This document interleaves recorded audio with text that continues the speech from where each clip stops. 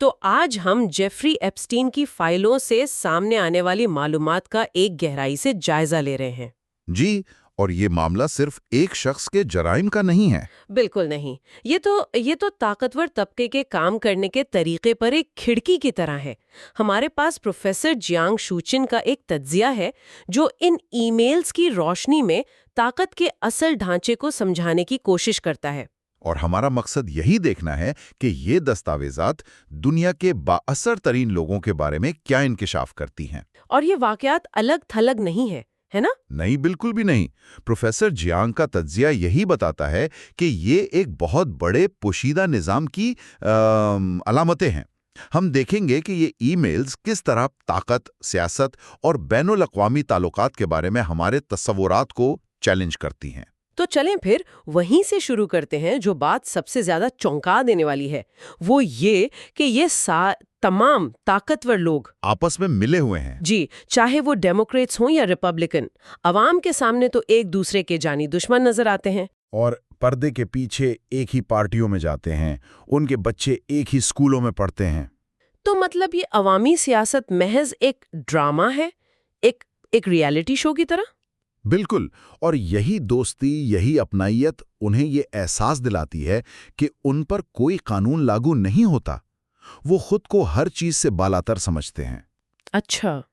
اور اسی کی سب سے بڑی مثال یہ ہے، اور یہ بات واقعی حیران کن ہے، کہ جیفری ایپسٹین اتنی حساس گفتگو کے لیے جی میل استعمال کر رہا تھا۔ ایک منٹ، جی میل اتنی مجرمانہ سرگرمیوں کے لیے؟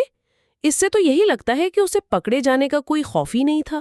خوف تھا ہی نہیں، یہ مکمل بے فکری اس یقین سے آتی ہے کہ آپ نظام کا حصہ نہیں بلکہ آپ خود نظام ہیں۔ یہ لوگ ایک ایسے بلبلے میں رہتے ہیں جہاں وہ سمجھتے ہیں کہ دنیا کے اصول ان پر لاگو نہیں ہوتے۔ لیکن اس بلبلے کو، اس حلقے کو جوڑ کر کون سی چیز رکھتی ہے؟ کیونکہ طاقتور لوگ آسانی سے ایک دوسرے پر بھروسہ تو نہیں کرتے۔ آپ نے بالکل صحیح نقطہ اٹھایا۔ پروفیسر جیانگ کا تجزیہ یہاں خفیہ سوسائٹیوں اور کچھ عجیب رسومات کا بھی ذکر کرتا ہے، جیسے ایپسٹین کے جزیرے پر ایک مندر کی موجودگی۔ جی، جس کے بارے میں کہا جاتا ہے کہ وہ قربانی کی رسومات کے لیے بنایا گیا تھا۔ یہ سب کیا ہے؟ دیکھیں، یہاں ہم اس نظام کے سب سے تاریک پہلو کی طرف آتے ہیں۔ طاقتور لوگوں کے درمیان اعتماد سب سے بڑا مسئلہ ہے۔ کوئی کسی کو دھوکہ کیوں نہیں دے گا؟ اس کا جواب ہے بلیک میلنگ۔ اچھا، یعنی باہمی طور پر یقینی تباہی کا اصول، جیسا سرد جنگ میں ہوتا تھا؟ بالکل وہی۔ ایک دوسرے پر بھروسہ قائم کرنے کا سب سے مؤثر طریقہ یہ ہے کہ آپ مل کر کوئی ایسا کام کریں جو قانونی اور اخلاقی طور پر انتہائی سنگین ہو۔ جیسے کہ؟ جیسے کم عمر بچوں کے ساتھ جنسی زیادتی۔ جتنے زیادہ سنگین اور ممنوع کام وہ مل کر کرتے ہیں، ان کا آپس کا رشتہ اتنا ہی مضبوط ہوتا ہے۔ وہ ایک دوسرے کے رازوں کے محافظ بن جاتے ہیں۔ کیونکہ اگر ایک ڈوبا تو سب ڈوبیں گے۔ صحیح۔ ایک وقت تھا جب ایسی باتوں کو سازشی نظریات کہا جاتا تھا، لیکن اب یہ سچ ثابت ہوتی نظر آ رہی ہیں۔ آپ نے اس بے فکری کی بات کی، اور مجھے لگتا ہے کہ ڈونلڈ ٹرمپ کے بارے میں جو ای میل سامنے آئی ہے وہ اس کی بہترین مثال ہے۔ جی، ایپسٹین اور اس کے بھائی مارک کے درمیان۔ ہاں، جس میں وہ ٹرمپ کو انتہائی بے تکلفی سے تمہارا لڑکا ڈونی کہہ کر مخاطب کرتے ہیں، اور پھر مذاق میں یہ بھی پوچھتے ہیں کہ کیا پیوٹن کے پاس ٹرمپ کی تصاویریں ہیں؟ اور یہ سب ایک غیر محفوظ سرور پر ہو رہا تھا۔ یہ لاپرواہی نہیں تو اور کیا ہے؟ یہ صرف لاپرواہی نہیں بلکہ عوام کے لیے گہری حقارت کا اظہار ہے۔ انہیں فرق ہی نہیں پڑتا کہ کوئی سن رہا ہے یا نہیں۔ اسی طرح کی ایک اور مثال ایپسٹین کے اپارٹمنٹ میں لگی بل کلنٹن کی وہ پینٹنگ ہے۔ او ہاں، جس میں انہیں خواتین کے نیلے لباس اور سرخ ہیلز میں دکھایا گیا ہے۔ یہ تو بہت ہی عجیب بات ہے۔ اس کا کیا مطلب ہو سکتا ہے؟ اس کی ایک تشریح یہ ہے کہ یہ طاقتور طبقہ ان سیاستدانوں کو کٹ پتلیاں سمجھتا ہے۔ وہ صرف اداکار ہیں جنہیں عوامی سٹیج پر بھیجا جاتا ہے تاکہ عوام کی توجہ اصل کھلاڑیوں سے ہٹی رہے۔ یعنی امریکی جمہوریت ایک فریب ہے؟ اس نظریے کے مطابق ہاں۔ اور یہ معاملہ صرف امریکی سیاست تک محدود نہیں لگتا؟ نہیں، بالکل نہیں۔ ایک ای میل سے پتہ چلتا ہے کہ ایپسٹین اسرائیل کے سابق وزیر اعظم یہود بیراق کے لیے خارجہ پالیسی کے پیغامات تیار کر رہا تھا۔ ایک ایسا شخص جس کا کوئی سرکاری عہدہ نہیں تھا، وہ شام، ایران اور روس پر پالیسی بنا رہا تھا۔ جی، اس سے اس کے عالمی اثر و رسوخ کا پتہ چلتا ہے۔ وہ حکومتوں کے درمیان ایک غیر رسمی پل تھا۔ لیکن یہ کیسے ممکن ہے؟ مطلب دنیا کی بڑی انٹیلیجنس ایجنسیاں موساد، CIA، MI6 یہ تو ایک دوسرے کی دشمن ہے۔ دیکھیں، بظاہر ایسا ہی لگتا ہے، لیکن تجزیہ یہ بتاتا ہے کہ اعلیٰ سطح پر ان کے درمیان غیر رسمی رابطے ہوتے ہیں، مشترکہ مفادات ہوتے ہیں۔ ایپسٹین خود شاید جاسوس نہ ہو، لیکن وہ ان رابطوں کے لیے ایک اہم سہولت کار تھا۔ اور اس کی ساتھی گیلین میکسویل؟ کہا جاتا ہے کہ اصل کھلاڑی وہ تھی۔ اس کا باپ رابرٹ میکسویل ایک ہی وقت میں موساد، MI6 اور KGB تینوں کے لیے کام کرتا تھا۔ یہ تو ایک بہت ہی پیچیدہ جال ہے۔ ایک اور ای میل کا ذکر ہے جس میں ایپسٹین اوباما کی وائٹ ہاؤس کونسل کی رکن کو ایک فہرست بھیجتا ہے۔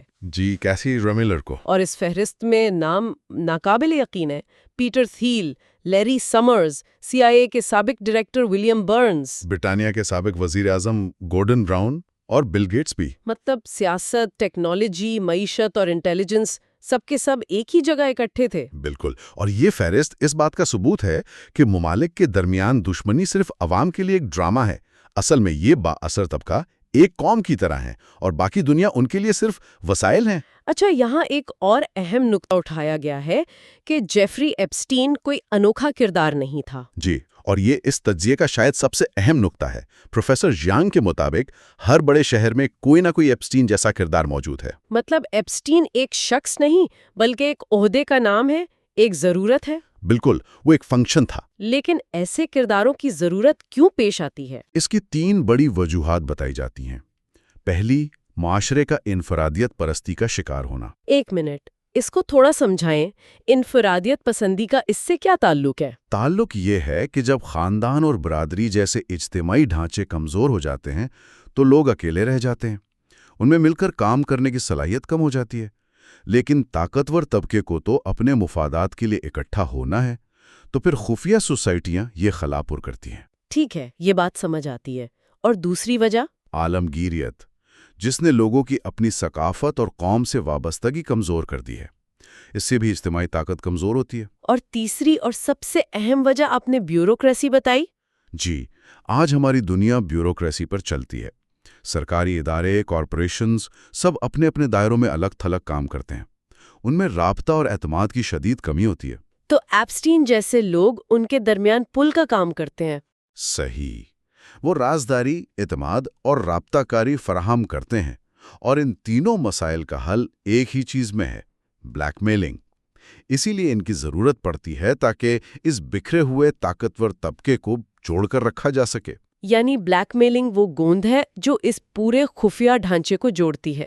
اور بلیک میلنگ کی بات ہوئی ہے تو ڈونلڈ ٹرمپ کی مثال بہت دلچسپ ہے، خاص طور پر ان کے ابتدائی سرپرست رائے کوہن کا ذکر۔ جی، رائے کوہن، جنہیں اصل جیفری ایپسٹین کہا جاتا ہے، وہ واشنگٹن کی گے مافیا کا حصہ تھے اور سیاست دانوں کو بلیک میل کرنے میں مہارت رکھتے تھے۔ تو تجزیہ یہ کہتا ہے کہ ٹرمپ نے رائے کوہن سے کیا سیکھا؟ انہوں نے 2 بہت اہم چیزیں سیکھیں۔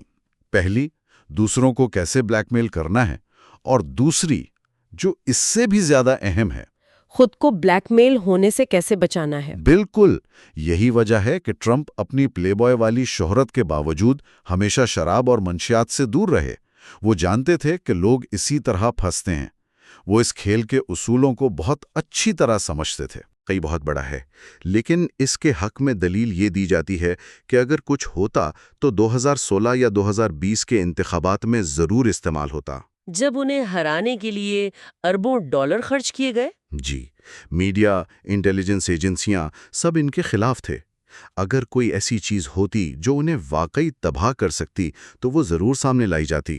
اس کا نہ آنا اس بات کی طرف اشارہ کرتا ہے کہ شاید وہ خود کو محفوظ رکھنے میں کامیاب رہے۔ تو اگر ہم آج کی گفتگو کو سمیٹیں تو تصویر یہ بنتی ہے کہ دنیا کا با اثر طبقہ ایک دوسرے سے جڑا ہوا ہے، خود کو قانون سے بالاتر سمجھتا ہے، اور عوامی سیاست ایک دکھاوا ہے۔ اور اس پورے نظام کو جوڑنے والا سب سے بڑا ہتھیار بلیک میلنگ ہے۔ اور جیفری ایپسٹین جیسے کردار اس نظام کا کوئی بگ نہیں بلکہ ایک فیچر ہے، ایک لازمی حصہ۔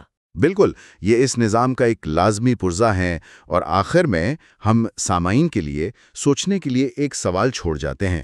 اگر یہ سچ ہے کہ طاقتور طبقے کے درمیان تعاون کی بنیاد بلیک میلنگ پر ہے، تو یہ ان اداروں کی نوعیت کے بارے میں کیا کہتا ہے جن پر ہم بھروسہ کرتے ہیں؟ ہماری حکومتیں، ہماری عدالتیں؟ اور اس نظام کا کیا ہوتا ہے جب کوئی ایسی شخصیت سامنے آتی ہے، چاہے وہ کوئی بھی ہو، جو اس بلیک میلنگ کے کنٹرول سے محفوظ نظر آتی ہے؟ کیا یہی وجہ ہے کہ پورا نظام ایسی شخصیت کو باہر نکالنے کے لیے حرکت میں آ جاتا ہے؟